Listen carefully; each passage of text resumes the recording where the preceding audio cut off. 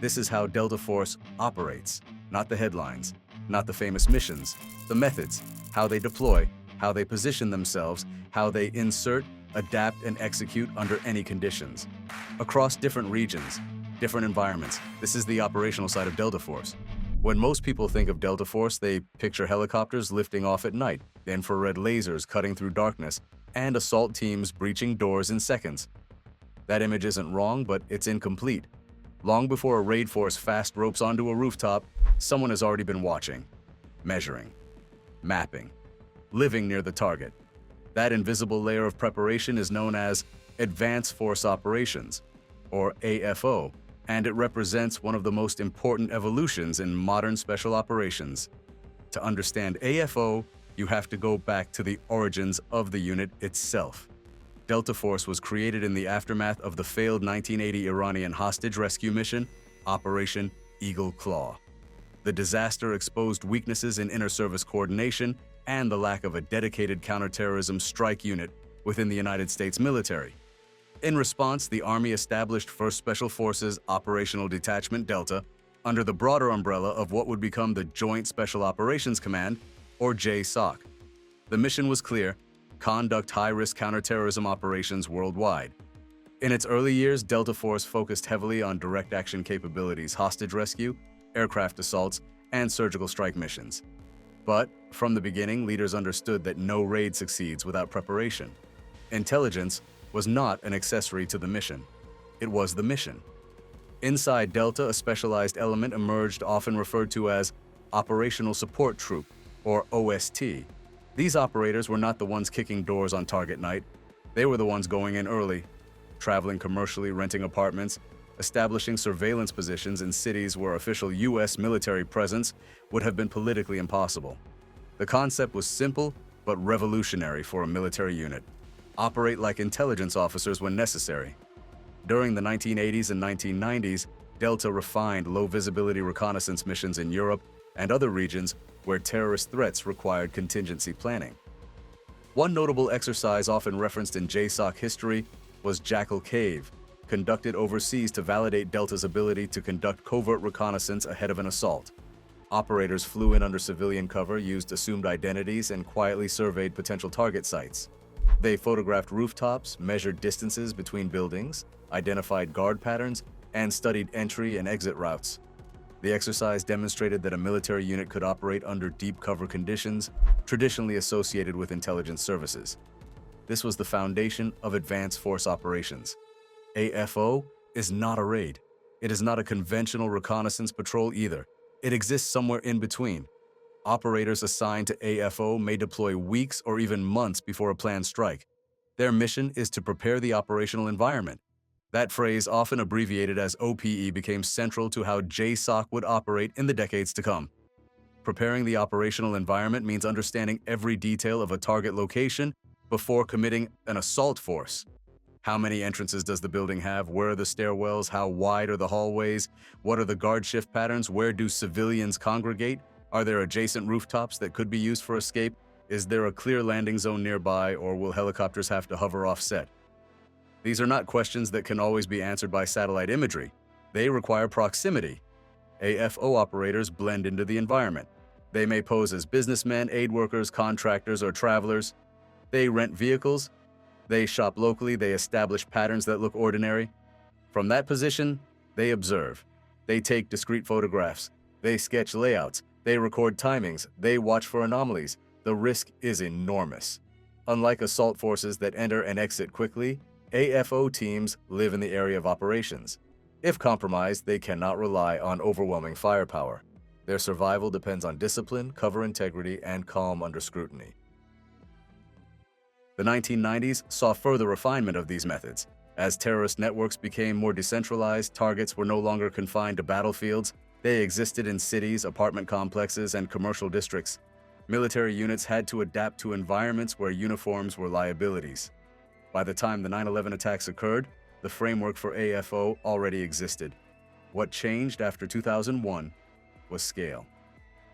When U.S. forces began operations in Afghanistan, small JSOC elements deployed ahead of larger formations.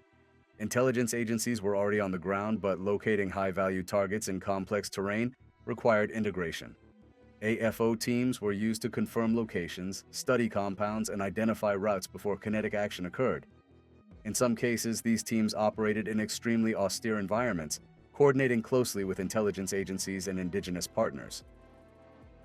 The early phase of the war in Afghanistan exposed a critical lesson. Raids without precise preparation risk failure. Targets could slip away seconds before breach. Escape tunnels, unobserved back exits, and poorly understood terrain created vulnerabilities. AFO helped close those gaps. Operators would track patterns of life around compounds. Who came and went at what times?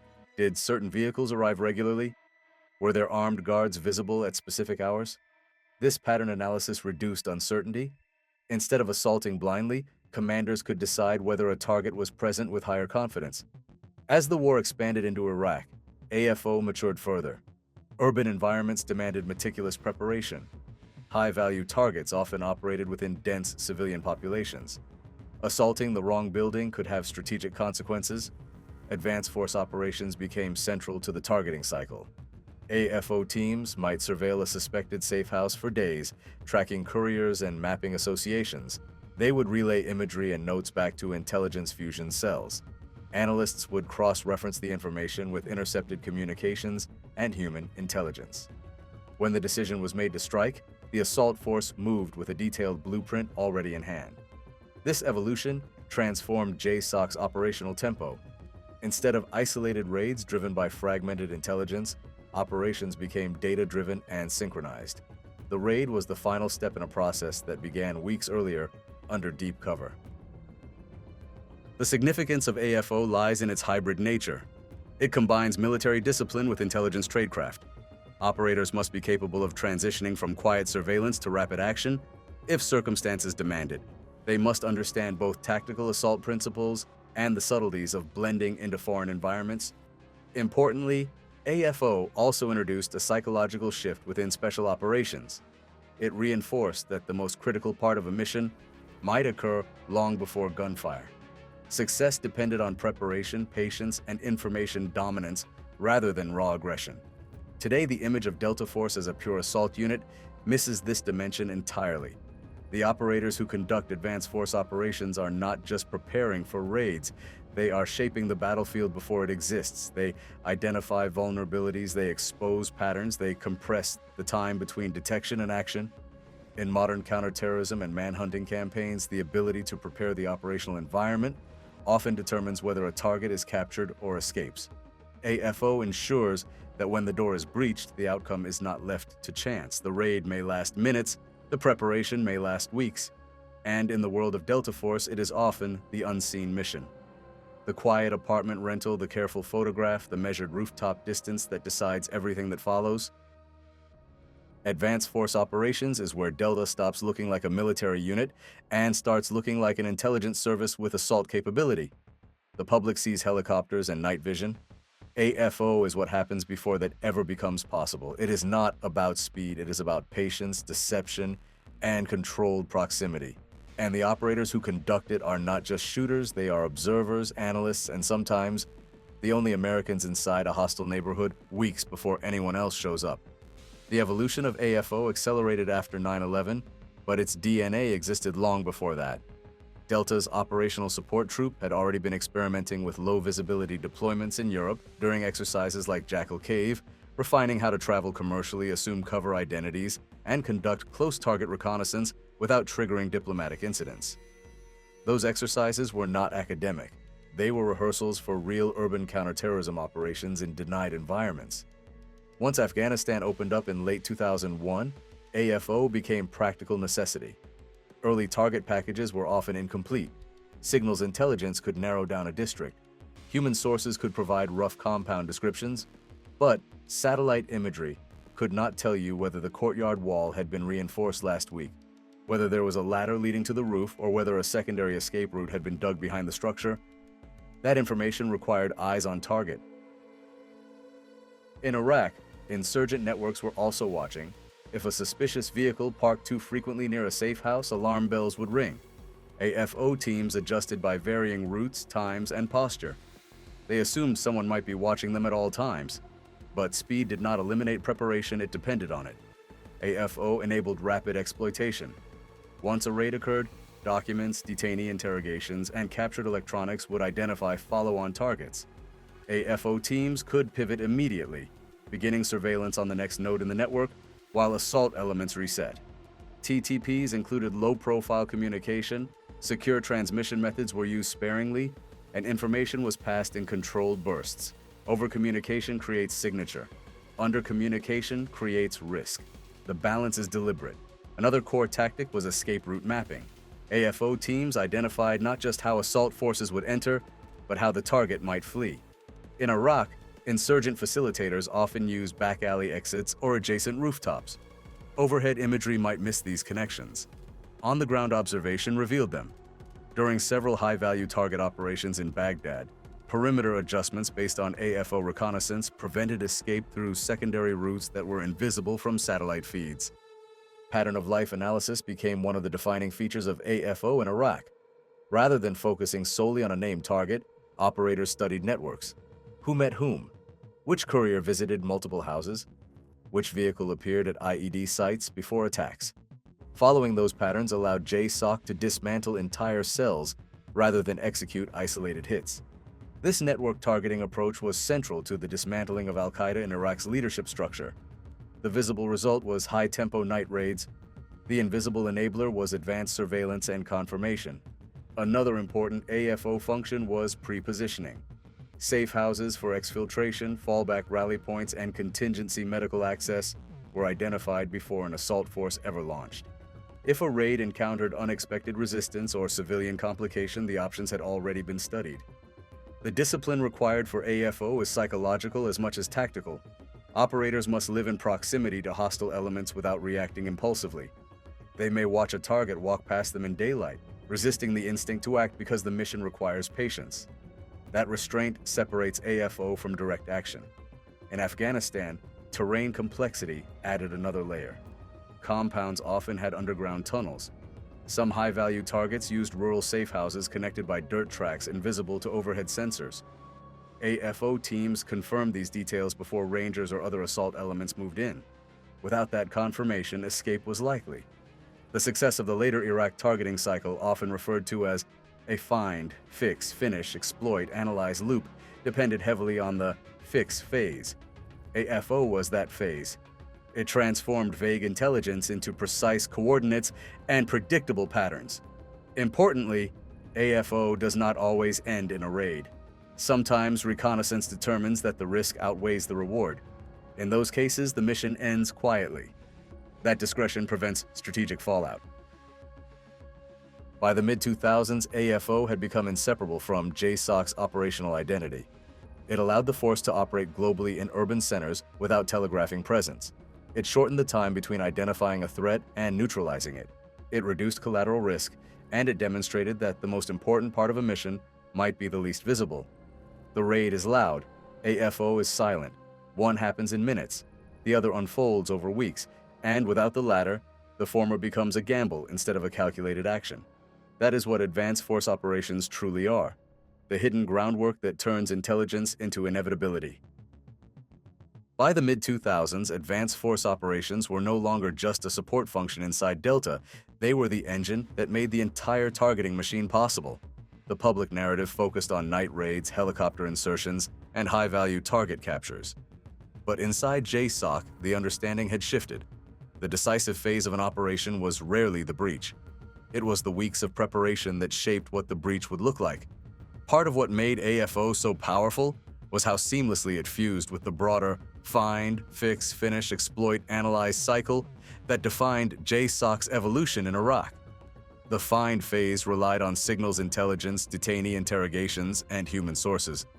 The finish phase was the raid.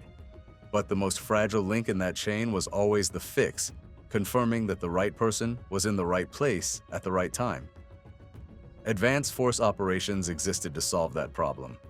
In Iraq, insurgent networks adapted quickly. Safe houses rotated, couriers changed routes, phones were discarded frequently. If assault forces acted solely on intercepted communications, they often arrived at empty buildings. AFO teams closed that gap. Once a suspected location was identified through intelligence channels, operators quietly moved into the area to confirm activity. Their methods were deliberate: civilian attire, local vehicles, movement that mirrored neighborhood rhythm. They might spend hours in a cafe across from a suspected safe house, blending into normal activity while observing entrances. They recorded when lights turned on and off. They noted which doors were used consistently and which remained sealed. They watched for armed escorts. They studied how quickly occupants reacted to unexpected noise. This was not random surveillance, it was structured pattern-of-life development. Every observation added context to the target package.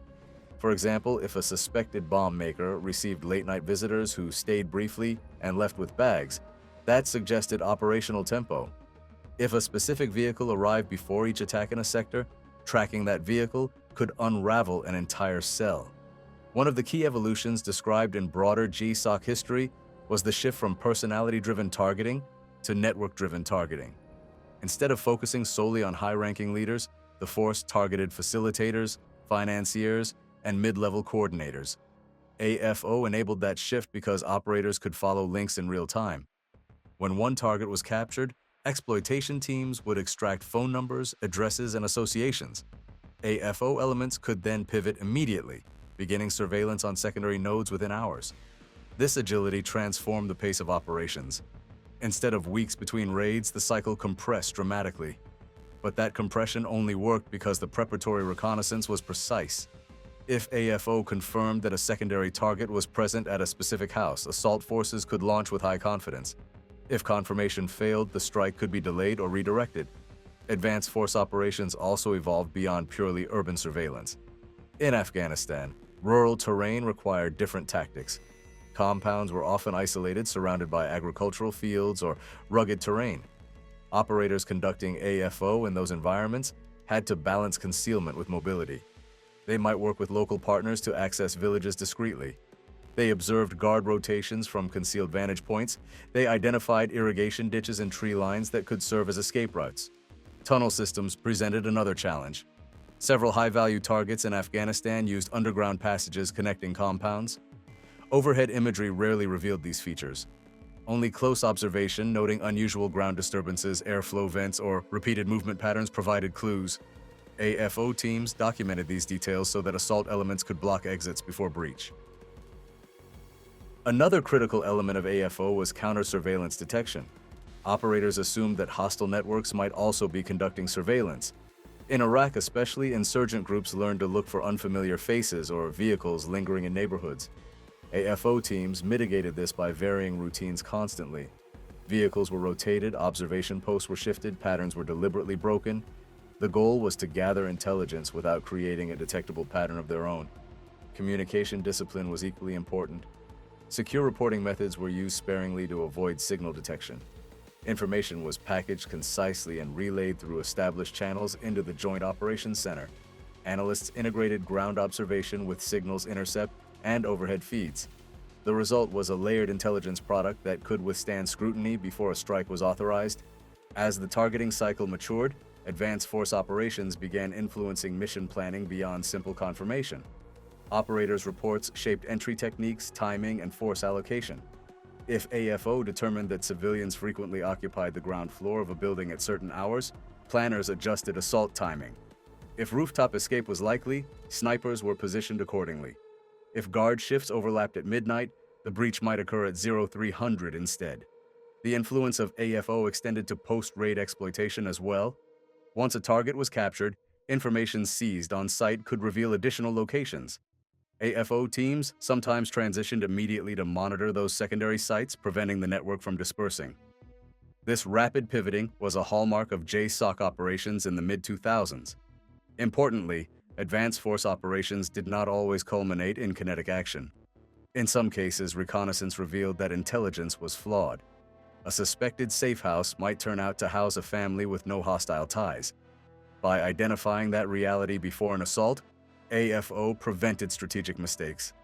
This quiet cancellation of operations rarely made headlines, but it preserved credibility and minimized civilian harm. Culturally, AFO required a specific type of operator. The mindset was different from pure direct action. Patience outweighed aggression. Observation outweighed speed. Operators had to be comfortable blending into environments for extended periods, often without recognition. Success meant remaining invisible. As conflicts evolved and overt large-scale deployments decreased, the relevance of advanced force operations did not diminish. In fact, it expanded. Modern counterterrorism increasingly operates in politically sensitive regions where overt military presence is limited. AFO methods, low visibility, intelligence preparation, environmental mapping, allow options without immediate escalation. Strategically, AFO represents a shift from reactive raids to proactive shaping. Instead of responding to events, operators prepare the battlefield quietly. They reduce uncertainty before policymakers make decisions. They create options. The broader lesson is that modern special operations success depends less on brute force and more on information dominance. The raid is the visible expression of power. Advanced force operations are the invisible architecture that ensures that power is applied precisely. In every high-profile capture or elimination operation, there is a hidden timeline preceding it. Weeks of observation, dozens of log details, multiple rehearsals informed by real-world measurements. That timeline belongs to AFO. The operators who conduct it rarely appear in photographs. They are not filmed fast roping into compounds. Their work concludes when assault elements step forward. Yet without them, the assault might fail. Advanced force operations are the quiet calculus behind decisive action. They are the reason that when the breach charge detonates, the outcome is not guesswork. In the modern era of special operations, the most important mission may be the one that leaves no trace. The apartment rented under an alias, the rooftop studied at dusk, the escape route mapped before anyone knows it will be used. That is Delta's hidden side, and that is why AFO remains central to how the unit operates today. When most people think about America's most secret military units, they picture shooters, breachers, and helicopters thundering in low over rooftops in the middle of the night. That's the image that sticks. Doors blowing open, teams moving fast, violence compressed into seconds. If a mission involves Delta Force, that's usually what comes to mind: black aircraft, armored trucks, overwhelming force. But there's a problem with that image because sometimes the worst thing you can do on a sensitive mission is look military. A Black Hawk crossing a border isn't subtle. A formation of Chinooks lighting up radar screens isn't deniable. The moment obvious U.S. aircraft appear overhead, every intelligence service in the region starts making calls. Local forces tighten security, and the target you're after disappears long before you ever touch the ground. For the kinds of missions Delta handles: hostage rescues, snatch operations, surveillance inside countries where the United States officially isn't there, that visibility can kill the operation before it even starts. In those situations, you don't need more firepower. You need to look like nothing at all. That's where the unit commonly known as Echo Squadron comes in. Inside the bureaucracy, it hides behind bland names like the Aviation Technology Office, and before that, the Flight Concepts Division. But within the Special Operations community, it's understood as E Squadron Delta's quiet, deniable aviation arm.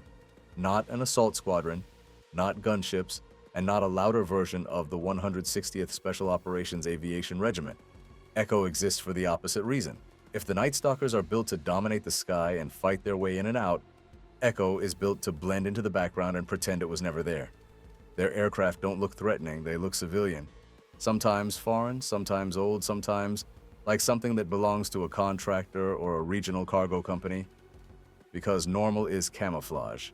And a little bird with weapons draws attention, a plain white helicopter with no markings doesn't, a gray military turboprop triggers radar operators, a beat-up King Air with a civil registration just looks like another charter flight. That difference between obvious and forgettable changes everything about how a mission unfolds. Echo's job is simple in theory.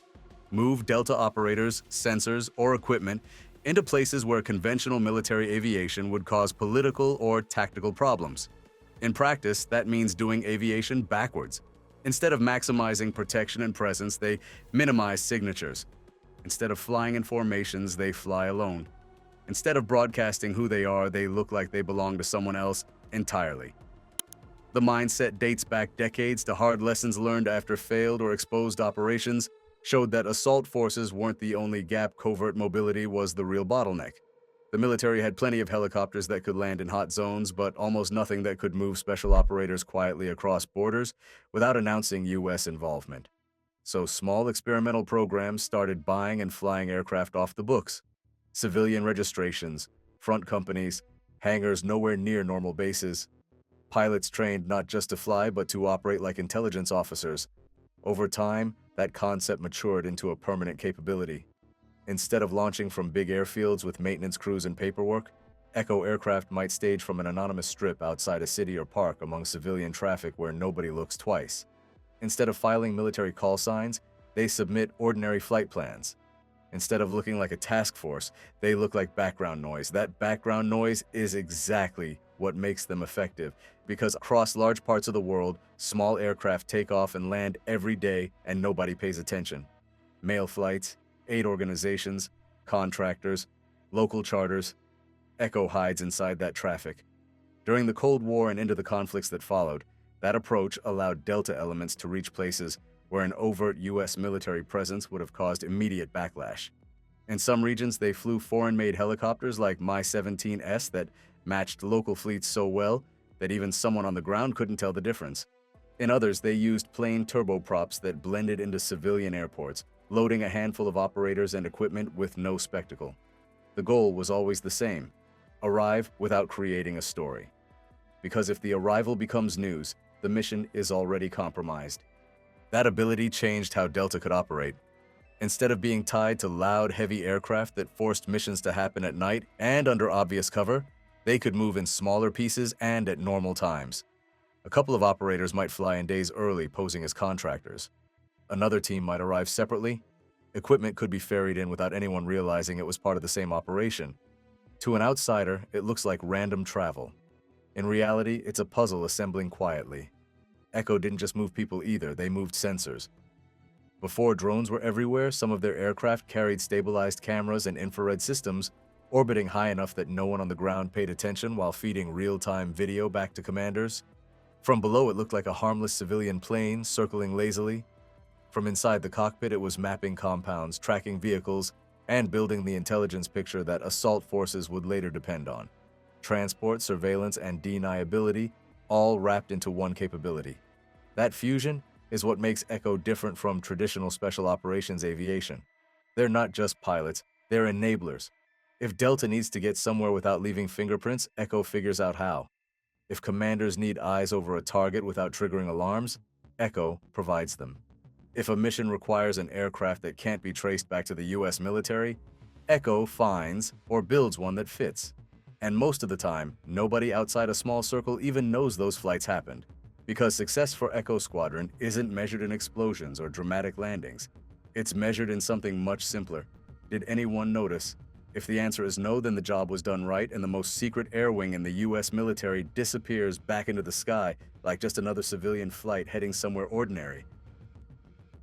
If Delta's assaults are the part everyone sees, Echo Squadron's work is everything that happens before and around them that nobody notices.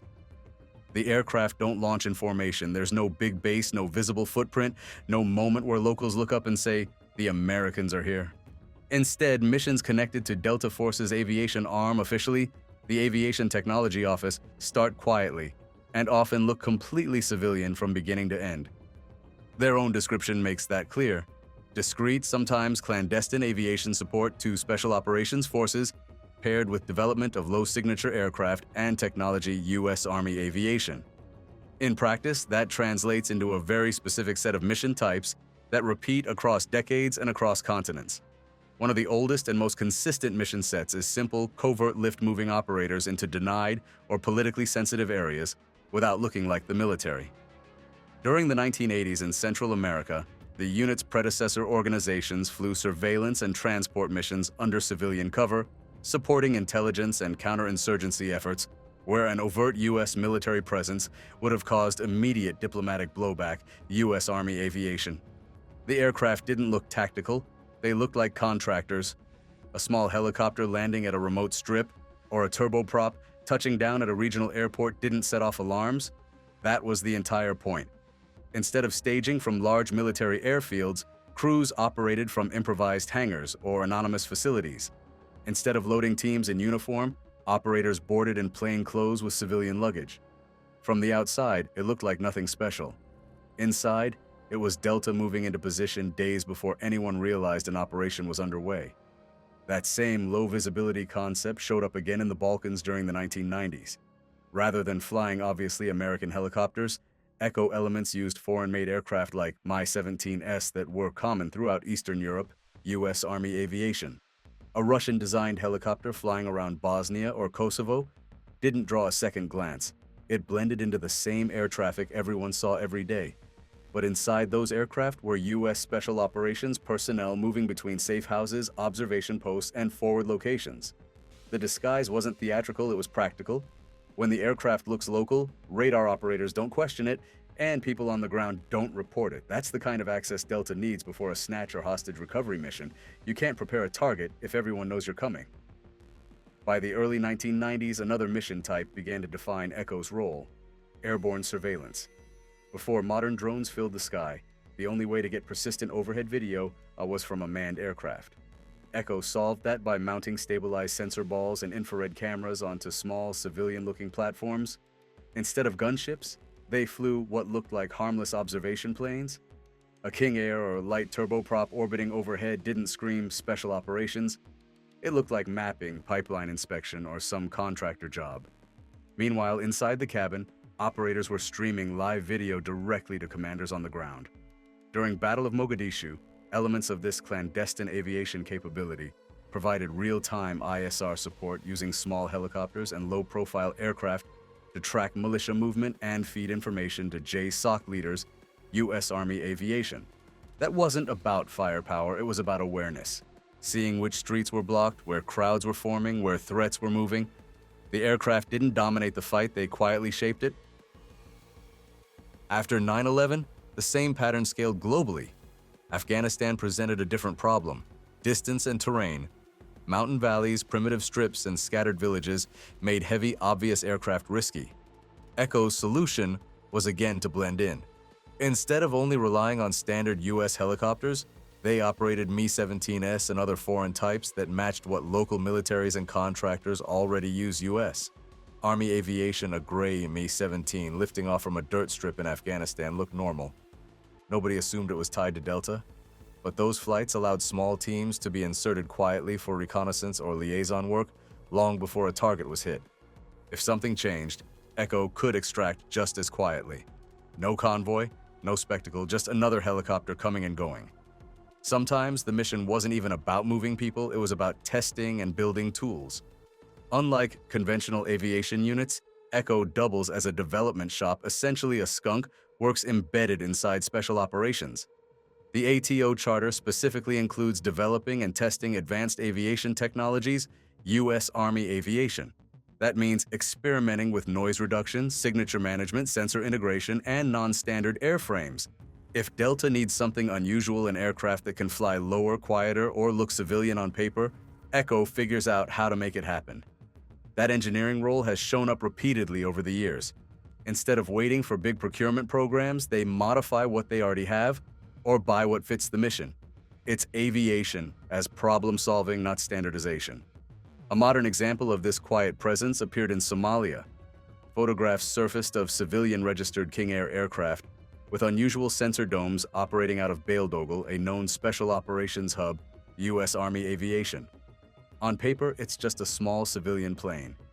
In practice, it's almost certainly an ISR platform, circling for hours, watching compounds and roads, feeding intelligence to operators below. No markings, no flags, just another turboprop in the sky. That's classic Echo tradecraft. The less it looks like the military, the longer it can stay overhead without anyone caring. All of these examples share the same structure. First, arrive without attention. Second, observe or position quietly. Third, support the ground force without revealing yourself. Only then does Delta move in. Echo doesn't usually fly the dramatic assault helicopters. That role belongs to the 160th Special Operations Aviation Regiment, the Night Stalkers, who handle overt combat aviation. Echo handles everything else: the deniable movement, the civilian disguise, the strange aircraft that don't show up on normal inventories. If the Night Stalkers are the hammer, Echo is the lockpick. That division of labor explains why Echo missions rarely make headlines. A firefight gets remembered, a helicopter assault gets filmed, A plain white aircraft landing at a regional airport with two men stepping out in jeans doesn't even register. But that forgettable arrival might be the moment a high-value target's fate was sealed. Because by the time the loud part starts the raid, everyone sees Echo has already solved the hardest problem: getting Delta exactly where they need to be without anyone realizing they were ever there. If Echo Squadron has done its job correctly, you'll never hear about the mission at all. There's no explosion, no breach footage, no shaky night vision clips on the news, because most of what the Delta Force Aviation arm does isn't about the fight itself. It's about positioning, timing, and disappearing before anyone understands what just happened. The Aviation Technology Office doesn't exist to look impressive. It exists to make the operation feel like it never required aviation in the first place. That changes what their missions look like. They don't fly assaults, they fly setups. One common mission set looks almost boring from the outside: pre-positioning. Days before a capture or hostage rescue, Echo crews quietly move small Delta elements into the region using civilian-looking aircraft, not all at once, not as a formation. One team might come in on Monday posing as contractors. Another might arrive Wednesday with equipment cases that look like survey gear. The aircraft land at different fields, sometimes different cities, then depart like normal traffic. No one watching the airspace would ever connect the dots. But by the time the actual operation begins, Delta isn't flying in from hundreds of miles away. They're already there, staged, rested, and ready. Echo turned what would have been a loud insertion into something invisible. Another mission type is what operators sometimes call stay-behind air. Instead of dropping teams and leaving, Echo aircraft remain nearby under civilian cover, acting like a private shuttle service for special operations. A plain turboprop parked inside a hangar or a helicopter staged at a quiet strip might sit for days doing nothing visible. But when a ground force suddenly identifies the target window, a courier shows up, a hostage is confirmed inside, a meeting starts early. The call goes out and Echo is airborne within minutes. Not hours. Minutes. That speed only works because the aircraft never left the area. It's aviation staged like an undercover asset, not a conventional support package. Then there's the surveillance orbit, which is often so subtle people don't realize it's happening. A small fixed-wing aircraft flies lazy circles at altitude. From the ground, it looks like a mapping plane or a contractor doing pipeline inspection. Nobody points at it, nobody reports it. But inside the cabin, operators are staring at high-resolution infrared and full-motion video feeds, tracking vehicles, watching compounds, following individuals across entire neighborhoods. Instead of launching a raid and hoping the target is home, Delta leadership can literally watch the target walk inside before giving the green light. Echo didn't fire a shot, they just removed the guesswork. In places like Afghanistan and parts of Africa, this surveillance role becomes even more critical because terrain hides everything. Villages tucked into valleys, roads disappearing into wadis, targets moving between compounds. A drone might not always be available or politically acceptable. A civilian-looking aircraft, though, can orbit for hours without anyone thinking twice. It becomes a set of quiet eyes in the sky. The assault only happens because Echo confirmed the moment. Some missions are even smaller. Just one helicopter, just one lift. Imagine a two-man Delta element that needs to meet a source in a remote district where driving would take 10 hours through checkpoints. Instead of sending a convoy that screams military, Echo flies them in at dusk using an unmarked helicopter that looks local. Touchdown in a field. Engines idle. Operators step out. The aircraft lifts and leaves. 10 minutes total, no roadblocks, no signatures. To anyone nearby, it looks like a random civilian flight. But that single movement might lead to the intelligence that drives an entire network takedown later. Echo also handles recovery and extraction when things get messy. If a small team suddenly needs to get out blown cover, compromise safe house, local forces moving in, you don't want to call for obvious military aircraft. That escalates the situation fast. Instead, Echo shows up looking like something routine. A white helicopter, a plain turboprop. Lands, loads, departs. From the outside, it looks administrative, almost boring. Internally, it's an emergency exfiltration that just saved operators from capture or a diplomatic disaster. Quiet aviation becomes life insurance. And then there's the technology side, which rarely gets discussed but shapes missions just as much as flying. Because Echo isn't just pilots, it's also engineers and modifiers. The Aviation Technology Office role means they're constantly experimenting with airframes, sensors, and signature reduction U.S. Army aviation. Different paint schemes, civilian registrations, foreign parts, anything that makes an aircraft blend in better. If Delta needs a platform that doesn't exist in the inventory, Echo figures out how to build or acquire one. Sometimes that means buying commercially available aircraft and quietly modifying them. Sometimes it means flying something foreign so it doesn't look American at all. It's less about standard fleets and more about whatever solves the mission that week. All of this leads to a strange reality. Most Echo missions don't feel like combat aviation. They feel like logistics, surveillance, or routine transport. That's deliberate, because once an aircraft looks like a weapon, people react to it. Once it looks boring, people ignore it. Echo depends on being ignored. That's why their successes are almost impossible to point at. There's rarely a moment you can isolate and say, that was Echo. Instead, their impact shows up indirectly. The raid that happens exactly on time, the target that doesn't escape, the team that appears on the ground days early without anyone noticing, the surveillance feed that confirms the window, the quiet extraction that prevents an international incident. Every one of those outcomes started with a flight that looked completely ordinary. And that's the paradox of Delta's aviation arm. The better they are at their job, the less anyone knows they were involved. No noise, no recognition, just a plain aircraft in the sky blending into traffic, while one of the most secretive units in the world moves underneath it.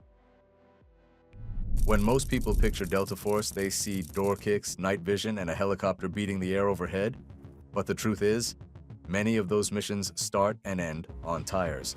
The Delta Force mobility team is the quiet engine behind the raid. The specialists who make sure the unit can reach a target fast, undetected, and ready to fight the second the brakes are tapped. Think of them as the ground arm that turns roads, wadis, and alleys into approach lanes. Their job is simple to describe and brutally complex to execute. Get Delta operators where they need to be by land, with speed and stealth, then pull them back out under pressure if things go sideways. That can mean pushing a convoy through a city at midnight without drawing eyes. It can mean flying ATVs in under a helicopter, dropping to the dirt, and sprinting to an objective before anyone knows they're there. It can mean rolling deep into a desert where a map looks empty, but the risks are everywhere. Inside Delta squadrons, mobility isn't an afterthought, it's built into operations. While the British SAS famously divides its Sabre squadrons into air, boat, mountain, and mobility troops, Delta integrates mobility experts alongside assault and reconnaissance elements. That integration matters. It means the same team planning an urban breach is also mapping a covert parking plan, staging low-visibility vehicles, and rehearsing a getaway route that avoids checkpoints, cameras, and the kind of traffic that kills surprise. Mobility operators don't just hold the keys. They're also assaulters, shooters, and problem solvers who can wrench a truck back to life in the dark and then drive it like a rally car when the call comes to move. What gives them their edge is flexibility. If dirt bikes are the fastest way through a mountain goat path, they're on bikes. If a civilian pickup blends better than an armored truck, they're in a pickup that looks stock from the curb, but hides reinforced suspension, discrete armor, and the radios to run a mission from the driver's seat. In open terrain, they'll scale up to dedicated ground mobility vehicles, purpose-built 4x4s that carry heavy weapons, fuel, water, and the ammo to stay out for days. The rule is simple: pick the platform that wins the approach without announcing you're coming, because stealth isn't just about silence, it's about fitting the pattern. A white Land Cruiser in the Middle East, dusty and unremarkable, can be a ghost. Mobility operators know how to make that vehicle invisible through route planning, timing, and the 1,000 tiny details that keep attention off the convoy. That might mean rolling without lights while driving on night vision, hugging shadow lines along a city's edge, or pacing local traffic in a way that never looks urgent.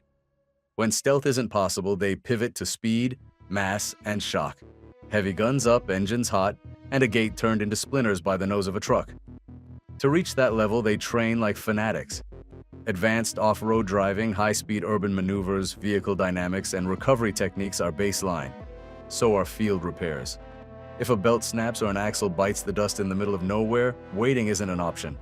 They carry the tools and the know-how to fix it on the spot, under nods, under pressure. Navigation is equally old school and modern, GPS when you can, map and compass when you must.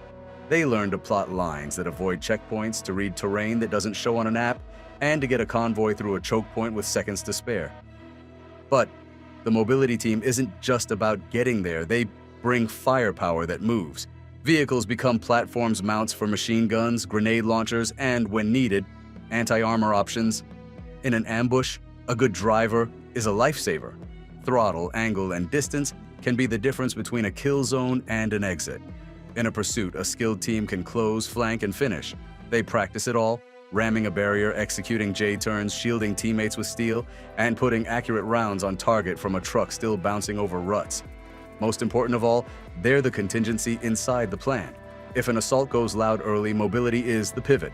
Reposition the outer cordon, block the escape routes, or crash a secondary entry to split the defenders.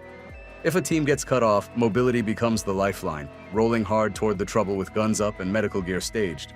And if it's time to disappear, mobility is how you vanish routes prepped, fuel staged, alternate vehicles waiting in plain sight. Over decades of operations, their toolkit has expanded. All-terrain vehicles and dirt bikes for speed and scouting. Purpose-built buggies with long travel suspension for the places where roads are just a rumor. Legacy six-wheelers that can haul a small arsenal and keep rolling after punishment. And low-visibility, non-standard civilian trucks that hide armor, run flats, and upgraded powertrains behind factory paint and stock lines. The specifics change with the theater, but the philosophy doesn't. Choose the platform that buys tempo and surprise. They also integrate tightly with air. That might mean loading vehicles into a cargo bird for a short-haul hop, sling loading under a helicopter, or coordinating close air support to cover a brake contact on the move. Air and ground together create rhythm. Insert quietly, close fast, strike, and then flex either to snowball into follow-on targets or to melt back into the landscape. What sets Delta's mobility team apart isn't just the driving. It's the dual identity. These are Tier 1 assaulters who also happen to be world-class drivers, navigators, and mechanics. They're trusted to make decisions at the edge of the plan, to improvise when the road ahead changes, and to keep a mission on tempo when friction shows up, as it always does. Conventional units have drivers. Special mission units have mobility artists who fight from the wheel and then fight on foot. In the end, their value is measured in seconds, saved on the approach, surprises preserved at the door, and teammates extracted under fire. The cleanest missions, the ones that look simple on a map, often owe everything to the mobility plan that made them possible. That's the paradox of great mobility. When it works, you barely notice it. You just see a team exactly where it needs to be, exactly when it needs to be there, as if the city or the desert simply parted to let them pass. That's the art. That's the craft. And that's the Delta Force mobility team. The quiet momentum behind America's most secretive warriors, turning distance into opportunity and movement into an advantage that the enemy never sees coming until it's far too late. From the beginning, mobility was baked into Delta's DNA. The first major test in 1980 was the attempted rescue of American hostages in Iran. The plan hinged on deception and wheels. Discreet vehicles staged inside Tehran, ready to ferry assaulters through checkpoints like ghosts in the night. The mission failed for other reasons long before those trucks would roll, but the blueprint was there. Mobility as a disguise, the city as a route, the convoy as a key. Fast forward to the first Gulf War. Western Iraq became a proving ground where desert and distance were both enemy and ally. Delta patrols teamed with the SAS, pushing deep on long-range hunts for mobile missile launchers. Their vehicles, Humvees, dirt bikes, and six-wheelers set up for endurance, turned empty map space into operating room. By day, trucks vanished into folds of terrain. By night, they prowled roads, listening for the signature of a launch. When discovered, they fought from their platforms, heavy guns speaking over the engine roar, then slipped away into the dark. The result wasn't just tactical wins, it was strategic impact, cutting missile threats and changing the calculus for nations watching the war unfold. Urban combat told a harder story. In Mogadishu, 1993, when helicopters fell and units were pinned, wheels became lifelines. Ad hoc convoys braved alleys and fire to reach crash sites, extract the wounded, and claw back to safety. It wasn't a polished plan. It was raw courage and improvisation under the worst kind of pressure. The lessons were seared in. Armor where you can, coordination always, and mobility planning that treats cities as living opponents full of choke points, dead ends, and ambushes that reward patience more than speed. After 9/11, the theaters multiplied. In Afghanistan, where roads fade into goat tracks and valley floors run like highways of dust, mobility meant buggies and ATVs slung under helicopters dropped into the kind of terrain that laughs at a map. Recon teams rode light and fast, cresting ridgelines to watch, to guide air to strike, then to leave as quietly as they arrived. In Iraq cities, the pendulum swung to stealth. low-visibility SUVs and pickups that could move with traffic, pause without panic, and stage a strike in places where a military convoy would light up every alarm. From the beginning, mobility was baked into Delta's DNA.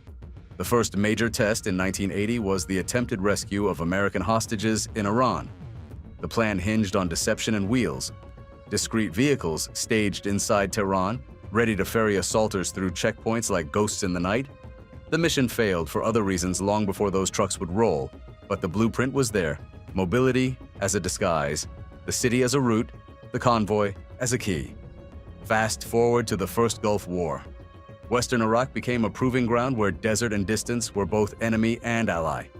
Delta patrols teamed with the SAS, pushing deep on long-range hunts for mobile missile launchers. Their vehicles, Humvees, dirt bikes, and six-wheelers set up for endurance, turned empty map space into operating room. By day, trucks vanished into folds of terrain. By night, they prowled roads listening for the signature of a launch. When discovered, they fought from their platforms, heavy guns speaking over the engine roar, then slipped away into the dark. The result wasn't just tactical wins, it was strategic impact, cutting missile threats and changing the calculus for nations watching the war unfold. Urban combat told a harder story. In Mogadishu, 1993, when helicopters fell and units were pinned, wheels became lifelines. Ad hoc convoys braved alleys and fire to reach crash sites, extract the wounded, and claw back to safety. It wasn't a polished plan. It was raw courage and improvisation under the worst kind of pressure. The lessons were seared in. Armor where you can, coordination always, and mobility planning that treats cities as living opponents full of choke points, dead ends, and ambushes that reward patience more than speed. After 9/11, the theaters multiplied. In Afghanistan, where roads fade into goat tracks and valley floors run like highways of dust, mobility meant buggies and ATVs slung under helicopters dropped into the kind of terrain that laughs at a map. Recon teams rode light and fast, cresting ridgelines to watch, to guide air, to strike, then to leave as quietly as they arrived. In Iraq cities, the pendulum swung to stealth.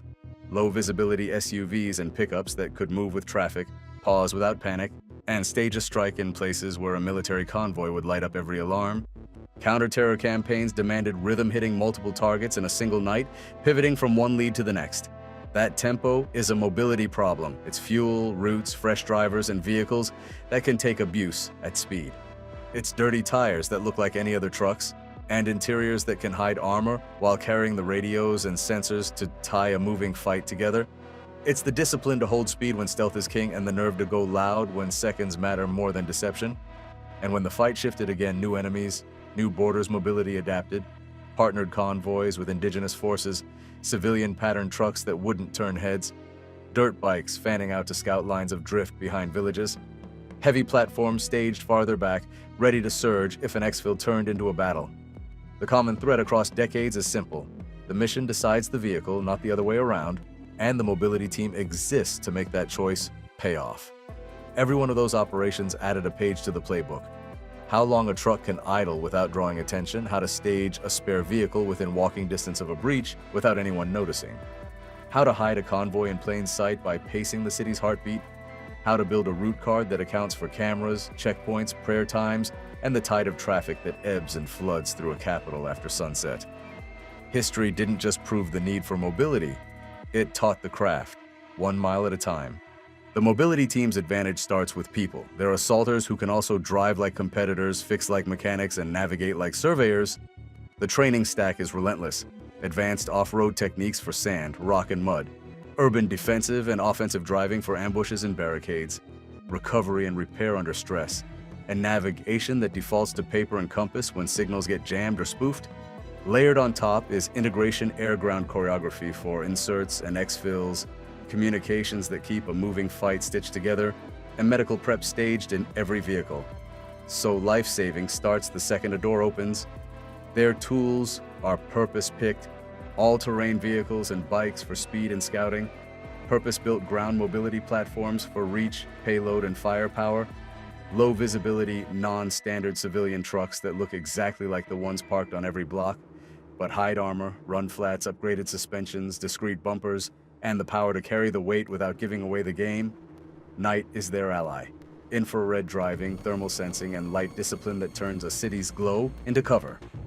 Daylight can be too if you understand flow, timing, and how not to look like you have somewhere urgent to be. In the end, mobility is tempo. It's the ability to set the pace of a fight, to show up earlier than you should be able to move again before the enemy can react, and to vanish before anyone has time to process what just happened. That's why the mobility team matters. They don't just move Delta from A to B.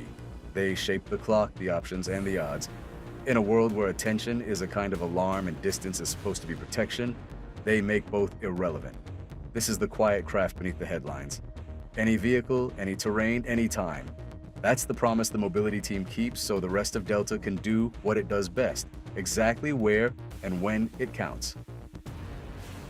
Vehicle interdiction is the act of stopping and controlling a moving vehicle and its occupants, often while in hostile or denied territory. The primary targets are typically HVTS, high-value targets, who are on the move and often surrounded by armed protection. Delta's interdictions aim to strike fast, prevent escape, and secure or eliminate the objective before the enemy reacts. These operations can be ground-based, with up-armored or civilian vehicles boxing in the target. Helicopter-supported, where rotorcraft physically insert forces into the path of the vehicle or onto it, or a hybrid, combining air and ground teams for maximum control. The roots of vehicle interdiction go back decades. The British SAS used rudimentary forms of it in counter-terror operations in Northern Ireland. Israeli Sayeret Matkal refined it in the 1970s and 80s, conducting targeted strikes on vehicles carrying PLO leadership or bomb makers. Delta Force, modeled heavily on the SAS when founded in 1977, quickly incorporated similar methods. But it was in the post-9/11 era, especially in Iraq and Afghanistan, that vehicle interdiction became a frontline tool, not just a contingency. With terror cells moving fast and hiding in civilian traffic, Delta needed to match their mobility. Static raids no longer worked. You couldn't wait for a HVT to settle in a house or base. Instead, you had to hit them in transit, away from crowds, strongholds, and safe houses. But to do that, you needed instant air mobility. Real-time intel updates, teams ready to deploy anywhere, anytime. This is where the 160th Special Operations Aviation Regiment changed everything. The 160th Special Operations Aviation Regiment Airborne is the most elite helicopter unit in the U.S. military. They are tasked with one job: fly America's most sensitive special operations forces, Delta, SEAL Team 6 and Rangers, into and out of the world's most dangerous missions. Night Stalkers are night flying experts trained to operate in pitch-black environments with NVGs and infrared gear. Masters of low-level terrain navigation, using nap-of-the-earth flying to avoid radar and visual detection, battle-hardened, with decades of experience in combat insertions, extractions, and direct interdiction support. Their motto says it all: Night Stalkers don't quit. 160th SOAR uses a fleet of heavily modified helicopters optimized for speed, stealth, and survivability. MH-6M Little Bird small, agile, and fast. Used to drop operators onto roads, rooftops, or even onto moving vehicles, can land in tight urban or mountain zones. 2 operators per side, with benches, can fast rope or leap directly onto targets. MH-60M Blackhawk, DAP and assault variants used for fast rope insertions or landing in open zones, often flies low and fast into hostile territory. DAP, Direct Action Penetrator, variant equipped with miniguns, rocket pods, Hellfire missiles, can engage escort vehicles or provide air cover during extraction. MH-47, G Chinook heavy lift platform, used to insert entire teams with vehicles or supplies, capable of long-range missions with aerial refueling, can support multiple squads in coordinated interdictions. All 160th aircraft are equipped with advanced IR suppression systems, encrypted communications gear, FLIR and night sensors, low observable tech for radar avoidance. The crews trained to land without lights, fly at treetop level, and insert teams within meters of moving targets. In a helicopter-based interdiction, Delta and the 160th work in perfect sync. Here's how a typical mission unfolds. ISR support begins. Drones or fixed-wing aircraft begin tracking the target vehicle hours in advance. Delta confirms identity and movement. Launch from staging area. MH-60s or MH-6s take off with Delta squads on board. MH-47s may bring additional forces or blocking vehicles. Insertion point determined. The pilots identify a road choke point, open flat zone, or mountain pass where the vehicle can be stopped. Air interdiction. Executed. MH-6Is drop operators ahead of the convoy. MH-60s land behind or alongside. Ag gunships maintain overwatch. The target vehicle is surrounded within seconds, vehicle secured. Delta breaches, clears, and controls the target. If the subject resists, it's neutralized. If captured, the team exfiltrates immediately. Extraction. Depending on terrain, Delta may reboard helicopters, drive to a secondary LZ call in an MH-47 for rapid extraction with prisoners or gear. This entire sequence from air insertion to exfil can take under 10 minutes. Not all missions require air power. In less hostile or urban environments, Delta may conduct traditional ground-based interdictions using up-armored SUV civilian vans with hidden weapons, spike strips and ramming tactics, smoke or flashbangs. These setups are useful in cities where helicopters would draw too much attention. Operators box in the target vehicle, dismount in seconds, and seize control before anyone can react. However, even these missions are often coordinated with 160th Special Operations Aviation Regiment on standby in case escalation or fast extraction is needed. Vehicle interdictions allow Delta to strike when the target is most vulnerable, avoid fortified buildings or IED-laced compounds, prevent the subject from escaping across borders, collect sensitive materials, phones, hard drives from vehicles, execute precision missions without collateral damage. With the 160th behind them, these interdictions become even more powerful, fast, mobile, and nearly impossible to stop. Delta Force operators don't go into interdictions under-equipped. Every mission loadout is tailored for maximum speed, lethality, and control. Typical equipment includes primary weapons, Mk-18 or HK-416 short-barreled rifles, ideal for close-quarters combat and vehicle breach work.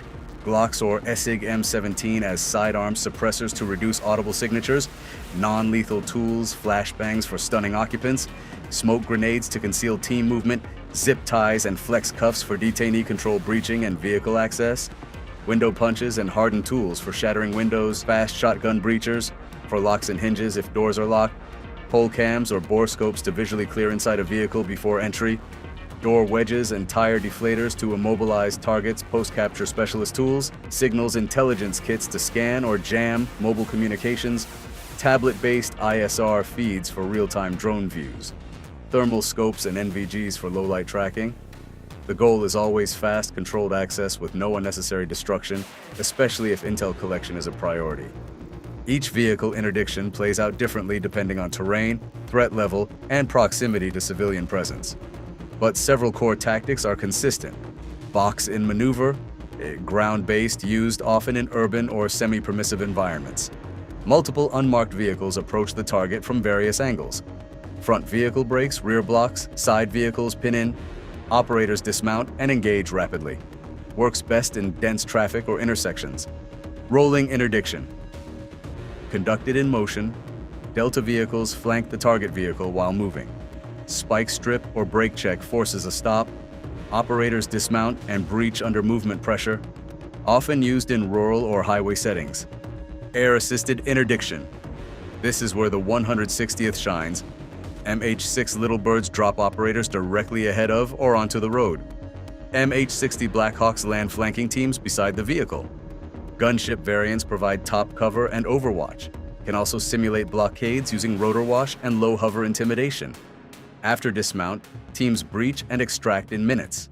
Delta often uses air-to-ground comms synced in real time via secure systems, with aircrew and ground teams constantly updating positioning.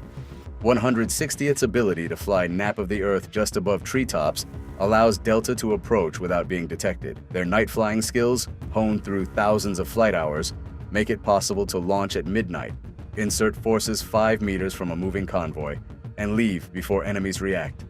Fire support. In high-risk scenarios, MH-60 DAP's direct-action penetrators are used. These are armed to the teeth, dual miniguns, rocket pods for hard targets, infrared sensors to track vehicles even through smoke or terrain. Delta trusts the 160th, not just as pilots, but as part of the fight. Extraction under fire. If the mission goes loud or a target resists, MH-47 Chinooks extract Delta with detainees even while under fire. They can also carry disabled vehicles or bring in drones and gear for sensitive site exploitation. Extraction timing is rehearsed extensively, sometimes with 2-minute windows from breach to exfil. Intelligence indicated a mid-level Al-Qaeda financier would be on the move near Fallujah. Delta launched ISR drones to track convoy, Little Birds with 4 Delta operators each, ground team in low-profile SUVs. As the convoy entered a known choke point, MH6s dropped operators on either side of the road, and ground vehicles boxed in the target. DAP Blackhawks circled overhead. Operators breached the vehicle, captured the financier, and found encrypted drives under the seat. All teams were extracted by MH60s within 8 minutes. Result: 0 casualties, target secured, key financial network dismantled. Delta tracked a high-level courier transporting communications gear between cave systems. Road conditions were extreme, too narrow for vehicle pursuit. Solution: MH60s inserted blocking team into a valley. MH6s inserted flanking teams on ridges. Chinook stood by for extraction. The courier drove straight into the trap. When blocked, he attempted to flee into the brush. Delta teams used thermals and dog support to find and seize him. Result: satellite phone and ledger recovered, leading to a full-cell takedown later that month. Interdictions differ from house or compound raids in key ways. Target location: interdiction, the target is in transit. Raid, the target is in a fixed structure. Time pressure: interdiction, high, you must strike quickly. Raid, moderate, there's more time for planning. Flexibility. Interdiction, high operators can adapt while in motion. Raid, limited movement is restricted by terrain and walls. Air asset role. Interdiction, often direct, such as engaging targets on the road. Raid, used for insertion and overwatch support. Because of this, Delta operators are trained in rapid adaptation, quick threat assessment, and mission fluidity.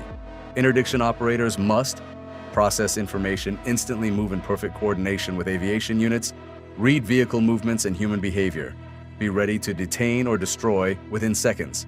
Training involves live runs with helicopters and SUVs, vehicle takedown courses under stress, hostage rescue elements in confined vehicle spaces. Delta's selection and training system ensures that by the time someone reaches these missions, they've mastered split-second decision-making and total calm under chaos. Delta Force doesn't operate in isolation. Every operation they undertake is nested within a wider counterterrorism framework. Vehicle interdictions play a unique role in that structure by offering mobility neutralization.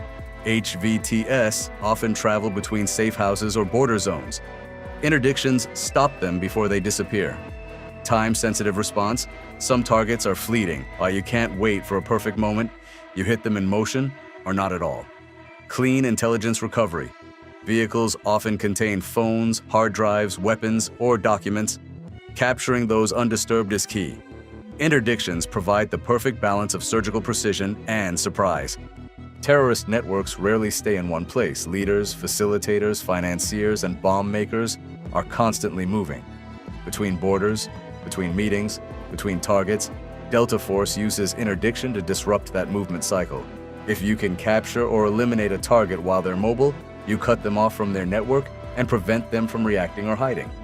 Vehicle interdictions have been used to stop suicide bombers en route, intercept foreign fighters, capture weapons convoys before they reach cities, prevent HVTs from fleeing drone surveillance zones. This isn't just tactical, it breaks entire enemy operational timelines. It's impossible to separate interdiction success from aviation dominance. The 160th SOAR's unmatched ability to move, extract, and overwatch allows Delta Force to operate in dense cities, deserts, or mountainous passes, arrive faster than any enemy can react, extract with precision even if the mission goes loud. Even when the mission is ground-based, the Night Stalkers are often hovering just over the horizon, ready to exfil or provide cover. Their role is more than supportive. They are integrated into the entire plan, often rehearsing with Delta from initial planning to final extraction. Delta Force's mastery of vehicle interdiction has become a model for other elite units. NATO Special Forces, Tier 1 police units, and intelligence agencies have borrowed these tactics for counter-narcotics missions, hostage rescues, high-risk arrest operations, units such as SAS and SBS, UK, GIGN and RAID, France, Sayeret Matkal, Israel, KSK, Germany, have all adopted vehicle interdiction tactics learned through U.S. joint training or combat experience alongside Delta. While extremely effective, vehicle interdictions are not risk-free. Challenges include civilian traffic and collateral risk, misidentification of targets in moving convoys, enemy pre-ambush or decoy traps, breakdowns in ISR or satellite coverage mid-mission. To counter this, missions are only greenlit with verified real-time ISR confirmed target ID, backup exfiltration plans, legal authority, and interagency approval when needed. Delta Force operators train constantly to handle these exact scenarios, ensuring safety and success even in fluid or compromised environments. Vehicle interdiction demonstrates what separates Delta Force from other military units: their ability to strike on short notice, their coordination with intelligence and air assets, their precision to disable a vehicle, neutralize a threat, and extract in minutes. The combination of elite operators, high-level ISR integration, and the aviation supremacy of the 160th Special Operations Aviation Regiment makes vehicle interdiction not just a tactic, but a signature move. Star, see that out. Star, copies all, go ahead. Since the 1990s, one phrase has defined the ethos of U.S. Special Operations Forces: we own the night. And no unit embodies this better than Delta Force, also known as 1st Special Forces Operational Detachment Delta. Trained for the most dangerous missions, they are the tip of the spear, specializing in counterterrorism, direct action, and hostage rescue. But how do they achieve dominance in the dark? It starts with technology. Delta Force operators wear state-of-the-art gear. The GP-NVG-18 panoramic night vision goggles are their signature tool. Unlike traditional dual-tube NVGs, these give a wide-angle field of view, allowing for superior situational awareness in CQB environments. In darkness, where tunnel vision can kill, these goggles expand what an operator can see without turning their head. But that's just the beginning. Each rifle, often a suppressed HK416 or Mark 18 CQBR, is fitted with an infrared laser aiming device like the ANPEQ-15 or the newer MAWLC-1+. These lasers are invisible to the naked eye, but through NVGs they appear as brilliant beams, allowing precise shooting without using visible light. Operators communicate silently too, with hand signals visible only under IR. Insertion is a science. Delta Force relies heavily on the 160th Special Operations Aviation Regiment, also known as the Night Stalkers. These pilots specialize in low-level flying at night, often below radar detection. Their aircraft, the MH-60 Blackhawk and the MH-47 Chinook, are equipped with terrain-following radar, FLIR turrets, and redundant navigation systems. Every flight is meticulously planned, routes are rehearsed, danger zones are marked. These aircraft run blacked out. No visible lights, no radio chatter unless absolutely necessary. Inside the aircraft, operators do final checks. NVGs are flipped down, lasers zeroed, magazines loaded, gloves adjusted. Each man carries breaching charges, bolt cutters, sidearms, and often a backup NVG set. Even their uniforms have IR reflective patches to distinguish friend from foe. Preparation is relentless. Delta Force doesn't walk into targets blind. Before a raid, they study satellite imagery, blueprints, drone footage, even build full-scale mock-ups of the objective. They rehearse every movement down to the second. The mission commander breaks down the plan: infiltration routes, entry points, breach times, and contingencies. Every man knows what to do if comms go down, if a door won't blow, or if a hostage runs the wrong way. Training is where they forge muscle memory. Delta trains in total darkness, live fire room clearing, hostage scenarios, stairwell fights. They use smoke, noise, strobe lights, and chaos to simulate real conditions. Every movement is drilled until it becomes instinctual, a phrase often used among Delta trainers: slow is smooth, smooth is fast. Real-world missions also involve ISR, intelligence, surveillance, reconnaissance. MQ-1, Predator, and MQ-9 Reaper drones orbit above, feeding live thermal and IR video to commanders and even operators on the ground. They know where the guards are, they know who's awake. Timing is everything. Sometimes that timing is all that separates success from failure. Once the call is given, the team moves. Breaching charges go off, doors are kicked in, flashbangs erupt. Through the green haze of their NVGs, Delta Force floods into buildings like ghosts. Each man clears his sector. Every room is swept, every corner watched. There is no shouting, just clicks, hand signals, and the faint buzz of comms. In night raids, especially hostage rescues, seconds matter. The team moves with deadly efficiency, finding and securing hostages, checking for explosives, and extracting them while under fire if necessary. They use IR markers to signal friendly forces and guide helicopters. This is how Delta Force owns the night: technology, training, timing, and teamwork. It began with 5 helicopters in total blackout mode, 3 MH-47 Chinooks, and 2 MH-60 Blackhawks from the 160th Special Operations Aviation Regiment. These aircraft flew nap of the Earth to evade radar and deliver their precious cargo. Delta Force and Kurdish Counterterrorism Group, CTG, operators. Their objective, an ISIS-controlled prison compound near Hawija. Intelligence indicated hostages were scheduled for execution at dawn. Predator drones had spotted fresh mass graves dug beside the facility. This wasn't just a mission, it was a race against the clock. Inside the helicopters, Delta operators went through final pre-assault checks. NVGs lowered, suppressed weapons loaded, IR strobes ready. Each man carried breaching tools, chem lights, and personal gear, fine-tuned for close-quarters night combat. Some Kurdish partners were outfitted with US-supplied NVGs, marking this as a joint operation under real-time battlefield integration. At approximately 2 a.m., the helicopters landed near the compound. No lights, no radio chatter. The only sound was the wind and rotor wash. The Delta team and Kurdish commandos moved fast, splitting into assault and perimeter elements. The main gate was breached using explosive charges, instantly shattering the prison's outer defenses. Chaos erupted inside. Gunfire echoed through the halls as ISIS guards scrambled to respond. Delta operators, under the green glow of their NVGs, moved with precision. Suppressed weapons popped through the darkness, each shot calculated.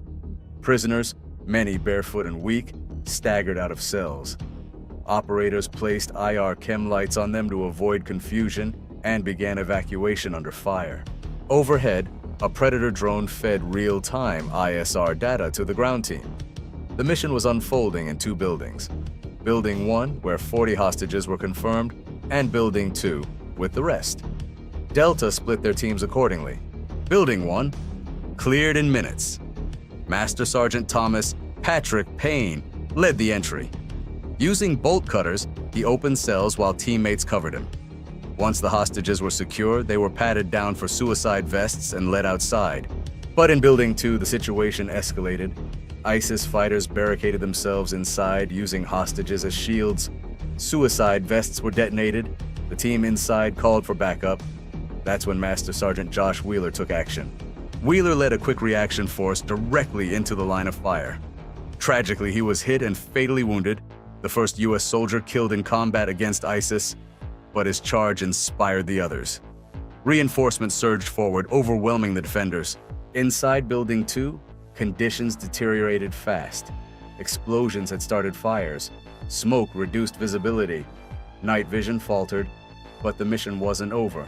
Sergeant Major Payne re-entered the burning structure multiple times, guided only by muscle memory, IR light, and sheer will. He cut through the final lock, kicked the door in, and led the final group of hostages to safety, including one man frozen in fear whom Payne physically carried out under fire. Outside, a defensive perimeter held off potential ISIS reinforcements. An AC-130 gunship orbited above, ready to deliver fire support if needed. Delta's combat controller coordinated air assets, but the raid was so fast and clean, no call for fire support was necessary. Within 30 minutes, the raid concluded. 70 hostages were rescued, 20 ISIS fighters were killed, 6 captured. No hostages were lost. As dawn approached, helicopters lifted off and disappeared into the night sky. This was surgical warfare. This was night dominance executed to perfection. For his heroism, Sergeant Major Payne was awarded the Medal of Honor, the highest U.S. military award. He was the embodiment of Delta Force's creed: no man left behind, no matter the risk. The Hawija raid remains one of the most successful special operations missions of the 21st century. It showcased everything Delta Force stands for: lethal precision, elite coordination, and unwavering courage under fire. As long as darkness covers the battlefield, America's night warriors will stand ready, and when the call comes, Delta Force will answer, swift, silent, and unstoppable. Delta Force was forged for the night. Born from the lessons of counterterrorism failures in the 1970s, the unit's structure was influenced heavily by the British SAS and refined through America's unique battlefield experience. Over decades, they've honed a doctrine that makes them surgical, silent, and devastating in darkness. At its core, night dominance for Delta Force is about layered capability: superior gear, relentless training, interagency intelligence, and battlefield adaptability. It's not about technology alone. Night vision is an advantage, but it's the use of it that defines success. Delta operators rehearse in smoke-filled rooms, in blackout conditions, with strobe lights, gunfire, and screaming voices, because the fog of war doesn't stop just because you can see in the dark. The tech is evolving. Night vision systems are no longer standalone devices. The future lies in fused goggles that combine thermal imagery with image intensification, connected to networked weapon optics that allow an operator to aim without even looking through the sight, literally seeing and shooting around corners. Weapon-mounted cameras stream to helmet HUDs. Drones feed real-time data directly into operators' displays. Some NVGs are even equipped with facial recognition overlays tied to a mission database. It's not science fiction. It's already fielded in Tier 1 units. Mission planning is changing too. With digital replicas of buildings and compounds, Delta teams now conduct virtual walkthroughs before stepping into real-world danger. Rehearsal time has gone from hours to days of data-fed preparation. The mission may be brief, but the training behind it is endless. Delta Force has conducted hundreds of nighttime raids since 9/11. Some are high-profile, like the capture of Saddam Hussein or operations against Al-Qaeda and ISIS. Others will never be made public, but all share common traits: shock, speed, coordination, and surprise. In most cases, the enemy never even sees them coming. What also sets Delta apart is integration. On any given night, a Delta raid may include signals intelligence intercepts by NSA-linked units, ISR drones flown by CIA or JSOC assets, gunships from the Air Force's 4th Special Operations Squadron, medical evacuation birds on standby, linguists, cultural experts, and even embedded allied special forces. This orchestration is invisible to the enemy, but to Delta it's the norm. But night fighting comes with cost. The darkness gives advantage, but not invincibility. Operators like Master Sergeant Josh Wheeler gave their lives so others could live. Delta's ethos demands it: no man left behind. And in the world of hostage rescues and high-stakes raids, that creed is not metaphorical. But night fighting comes with cost. The darkness gives advantage, but not invincibility. Operators like Master Sergeant Josh Wheeler gave their lives so others could live. Delta's ethos demands it: no man left behind. And in the world of hostage rescues and high-stakes raids, that creed is not metaphorical. And the next generation is already here. Selection is grueling. Few make it. Even fewer earn the right to go on real-world missions. But those who do carry with them a standard unlike any other. Every night op is a promise to bring back the hostage, to find the high-value target, and to finish what others can't. If you found value in this deep dive into Delta Force's nighttime operations, make sure to hit that like button and subscribe to the channel. And if there's a topic, unit, or mission you'd like me to break down next, drop it in the comments.